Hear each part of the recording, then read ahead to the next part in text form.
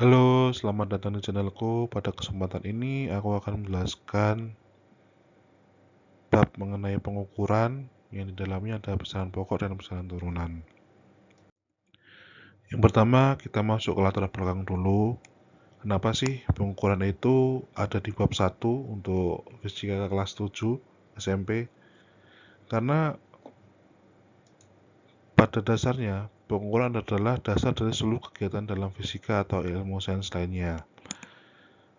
Analoginya, itu kalau kita melihat tata surya ini, itu kan bergerak secara teratur, planet-planet mengelilingi matahari dengan cara yang relatif konstan, kemudian waktu untuk yang diperlukan untuk mengelilingi matahari itu juga relatif konstan juga, periodikal, sehingga dalam keteraturan itu di dalam fisika itu perlu disebutkan angkanya, berapa jarak suatu planet ke matahari, kemudian berapa lama yang dibutuhkan suatu planet untuk mengelilingi matahari.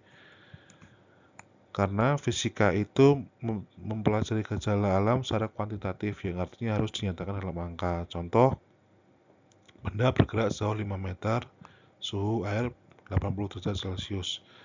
Jadi ketika kita tahu panjang atau panasnya suatu benda itu di dalam fisika itu harus diinformasikan dalam bentuk angka. Karena kalau tidak dalam bentuk angka, kita tidak akan bisa bermain rumus nanti. Kan di dalam fisika kan banyak rumus tuh.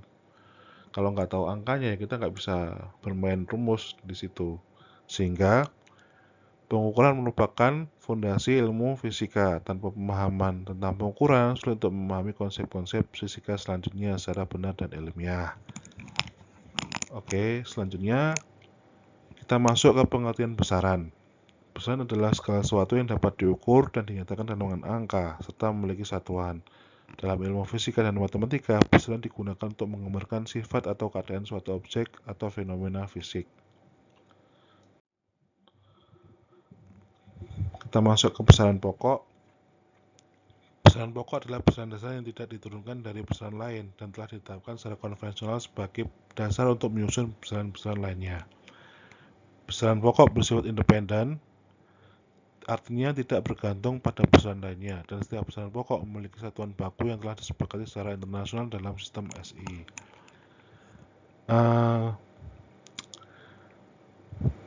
Pengertiannya besaran pokok itu seperti kalau kita tuh mau melukis, kita kan akan diberi warna dasar ya. Misalkan ada warna merah, kemudian ada warna kuning, lalu ada warna biru. Dari warna dasar ini, kita tuh bisa mendapatkan warna lainnya. Misalkan warna merah dicampur kuning, dapatnya warna oranye. Lalu warna kuning dicampur biru, dia akan dapat warna yang lain juga. Jadi merah, kuning, biru ini merupakan warna dasar yang bersifat independen dan dapat menghasilkan warna yang lain jika dicampur. Nah, itu pengertiannya sama dengan besaran pokok. Kemudian kita masuk ke pengertian satuan. Satuan adalah pembanding dalam pengukuran besaran yang telah disepakati secara umum. Iya, satuan itu pembanding. Seperti kita kalau mau mengukur panjang lapangan bola, kalau kita pakai langkah kaki teman kita dengan kita sendiri, pasti jumlahnya akan berbeda. Sehingga satuan dalam besaran pokok itu satuannya harus baku, jadi harus disepakati secara internasional. Seperti contoh panjang, besaran pokok itu ada 7 ya. Ada panjang, massa, waktu, arus listrik, suhu termodinamik, jumlah zat, dan intensitas cahaya. Dengan satuan pokoknya untuk panjang meter, massa kilogram, waktu second, arus listrik ampere, suhu itu Kelvin, jumlah zat itu mol dan kandela. Ini merupakan satuan pokoknya, dan Kalau kita keluar negeri misalkan kita mau ngasih tahu itu panjang koperku sekian meter. Nah, kalau kita nyebutkan meter, orang itu juga udah bisa paham, oh ini meter yang dia pakai. Seperti itu. Lalu kita ke besaran turunan. Besaran turunan adalah besaran fisika yang diturunkan dari besaran pokok melalui hubungan matematis seperti perkalian atau pembagian. Besaran ini bukan besaran dasar, tapi dibentuk dari satu atau lebih besaran pokok. Jadi seperti tadi analoginya, ketika kita punya warna merah, kuning,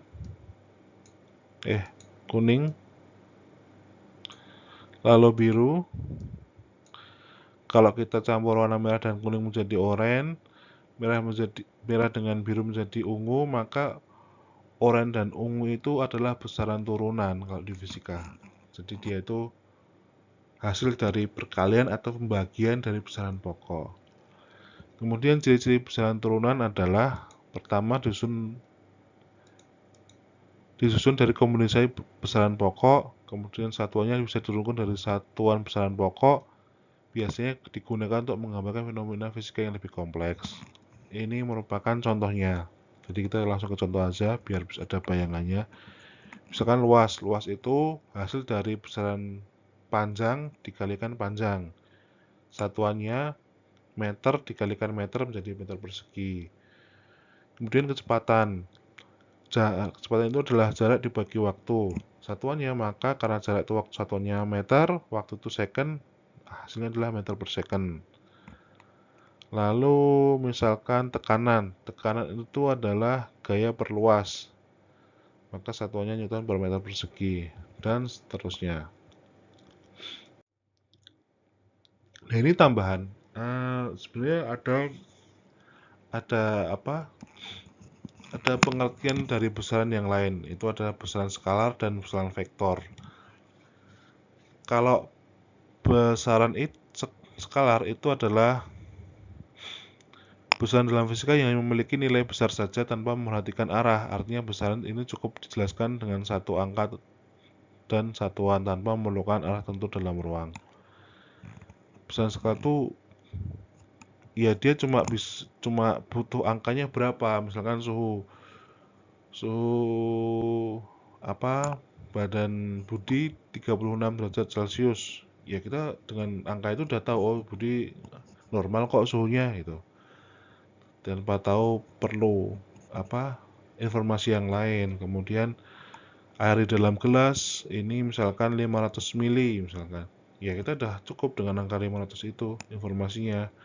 Massa dari barbel ini 5 kg. Nah, dengan informasi itu kita sudah paham tanpa perlu ada informasi tambahan. Kemudian besaran skalar ini juga mencakup ada besaran pokok dan besaran turunannya. Misalkan massa, suhu, waktu ini merupakan besaran pokok dan juga besaran skalar. Kemudian untuk luas, volume, dan energi ini merupakan besaran turunan yang juga dia termasuk ke besaran skalar. Jadi saling beririsan lah antara skalar dan besaran pokok dan turunan. Kemudian masuk ke besaran vektor. Nah, besaran vektor itu adalah besaran dalam fisika yang memiliki nilai besar dan arah. Artinya dia itu harus ada angkanya dan juga arahnya kemana vektor itu mengarah. Contoh, misalkan gaya 10 Newton ke arah timur. Nah, kalau kita cuma dapat angka 10 Newton aja, kita masih bingung nih, ini ke arah mana nih gayanya ini. Kemudian kecepatan 60 km per jam. Oke, kita tahu 60 km per jam, tapi arahnya kemana? Nah, informasi arah ini menunjukkan kalau itu merupakan besaran vektor. Jadi bedanya besaran skalar dan vektor itu, kalau skalar hanya membutuhkan angka saja, kalau vektor itu harus ada angka dan arahnya. Contohnya seperti kecepatan, kemudian gaya, kemudian juga medan magnet. Itu perlu selain angka juga perlu ada informasi arahnya. Oke, selanjutnya kita langsung masuk ke pengukurannya atau langsung bagaimana cara membaca alatnya. Pada slide ini saya akan mencoba menjelaskan mengenai jangka sorong. Jangka sorong ini banyak digunakan untuk keteknikan ya. Kalau di dunia teknik itu sering dipakai ini untuk jangka sorong, biasanya untuk mengukur skrup. Dan kita perlu tahu bagian-bagiannya. Di sini ada rahang luar, kemudian ada rahang dalam, digunakan untuk mengukur diameter dalam. Lalu ada buat pengunci, ada skala utama. Skala utama ini ya satunya ada milimeter di sini. Lalu ada skala nonius atau vernier. Ini akurasinya 0,05 mm. Tapi ada juga yang ketelitiannya itu hingga 0,02 mm. Jadi nanti tergantung jangka sorong yang seperti apa. Tapi range-nya antara 0,02 mm sampai 0,05. Lalu di sini ada tangkai ukur kedalaman. Kita langsung saja gimana sih cara membacanya jangka sorong. Misalkan kita taruh benda di sini, lalu kita rapatkan, lalu kita kunci pakai pengunci rahang ini, didapatkan angka misalkan di skala utamanya itu 4,5 sekian ya, atau ini 47 mm. Lalu berapa? Jadi karena ketelitiannya sampai 0,02 mm, dia itu bisa sampai koma sekian milimeter untuk jangka sorong ini. Kita cari garis yang di antara skala nonius dengan skala utama itu berimpitan. Nah, di sini tuh dapat di angka 0,4 ya di sini ya. Berarti ukuran dari benda itu adalah 47 mm ditambah 0,4 mm. Hasilnya adalah 47,4 mm. Kemudian pengukuran selanjutnya adalah mikrometer skrup. Kalau mikrometer skrup ini dia lebih teliti dari jangka sorong, telitinya hingga 0,01 mm. Di mana bagian-bagiannya ada landasan, kemudian skrup, skala utama, ada skala nonius, ada lengan mikrometer, ada timbal, ada roda pemutar atau roda bergerigi. Jadi konsepnya hampir sama dengan jangka sorong. Jadi kita taruh benda di sini, kemudian kita kunci. Setelah kita kunci, kita ukur. Di sini adalah skala utamanya. Misal dapat angka 11 setengah ya ini ya, 11 setengah, berarti 11 setengah. Kemudian berapa 0, berapa itu bisa dilihat dari skala noniusnya. Kita cari angka yang berimpit dengan garis ini, didapatkan ini angkanya 0,47, berarti 11 setengah ditambah 0,47 itu merupakan hasil pengukurannya. Oke, selanjutnya kita coba latihan soalnya langsung. Di sini adalah jangka sorong. Kita diminta mengukur benda yang ada di sini, di mana skala pembacaannya kita bisa baca dia di angka 3,5 lebih ya di sini ya.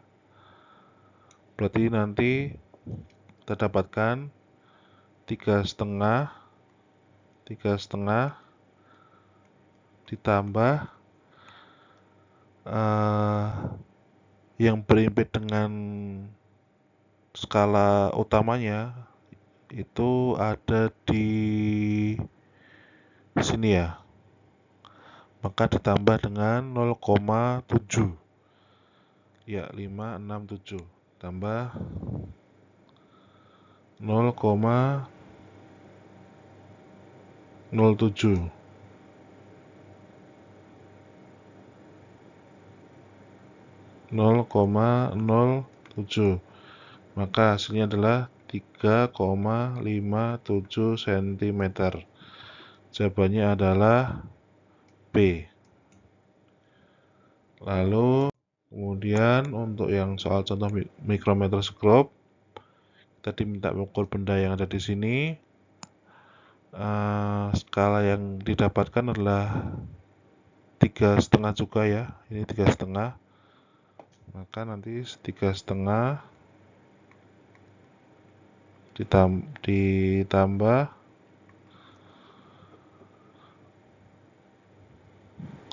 ini yang berimpitan dengan garis skala utamanya itu ada di 0,10 sekian ya, 0,12. Berarti ditambah dengan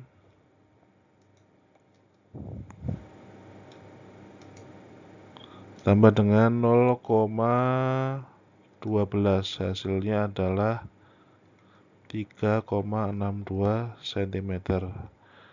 Jawabannya ada di B. Oke, itu